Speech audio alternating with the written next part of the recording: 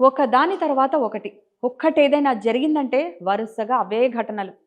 ఒక్కసారి ఎక్కడైనా ఒక పెద్ద విమాన ప్రమాదం జరిగిందంటే అలాంటివే రిపీట్ అవుతూ ఉంటాయి. ఇప్పుడేమో బస్ యాక్సిడెంట్ల సీజన్ నడుస్తున్నట్టుంది. ఒకటి తర్వాత ఒకటి. మొన్న ఏపీలో ఒక బస్ యాక్సిడెంట్ జరగ్గా ఆ తర్వాత అన్ని అవే వార్తలు వినిపిస్తున్నాయి.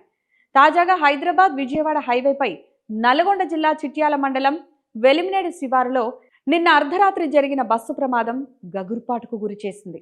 హైదరాబాద్ నుంచి నెల్లూరు జిల్లా కొండాపురానికి వెళుతున్న ప్రైవేట్ ట్రావెల్స్ బస్సులో షార్ట్ సర్క్యూట్తో ఇంజన్లో మంటలు చెలరేగాయి.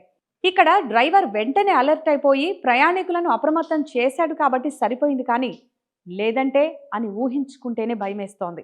ఆ బస్సు హైదరాబాద్లోని బీరంగూడ నుంచి ఇద్దరు డ్రైవర్లు 29 మంది ప్రయాణికులతో సోమవారం రాత్రి 11 గంటలకు బయలుదేరింది. ఈ యాక్సిడెంట్కు జస్ట్ ఒక్క 20 మినిట్స్ ముందు చౌటుప్పల్లో డ్రైవర్ టీ తాగడానికి బస్సు ఆపాడు. ఆయనతో పాటు కొందరు ప్రయాణికులు టీ తాగిన తర్వాత బస్సు బయలుదేరింది. అలా బయలుదేరి కొంచెం దూరం వెళ్ళిందో లేదో ఇంజన్ నుంచి పొగ, మంటలు స్టార్ట్ అయ్యాయి. దీన్ని గమనించిన డ్రైవర్ బస్సులో మంటలు వస్తున్నాయని, ప్రయాణికులంతా కిందకు దిగాలని అందరినీ అలర్ట్ చేశాడు. అంతకు ముందే టీ తాగడానికి బస్సు ఆపడంతో మెలకువగా ఉన్న ప్రయాణికులు డ్రైవర్ అరుపులతో 2 నిమిషాల్లో దిగిపోయి ప్రాణాలు కాపాడుకున్నారు. ఇంకా లోపలెవరైనా ఉన్నారేమో అని ప్రయాణికులు కూడా గట్టిగట్టిగా అరిస్తే ఆ అరుపులకు లోపల నిద్రపోతున్న మరో ప్రయాణికుడు బయటకు దూకేశాడు. వారు అలా చూస్తుండగానే బస్సు కాలిపోవడంతో అక్కడున్న వాళ్ళంతా షాక్ అయ్యారు. ఇది కళా నిజమా అని ఒక్కసారిగా తమ వాళ్లను తలుచుకొని ఏడ్చేశారంట.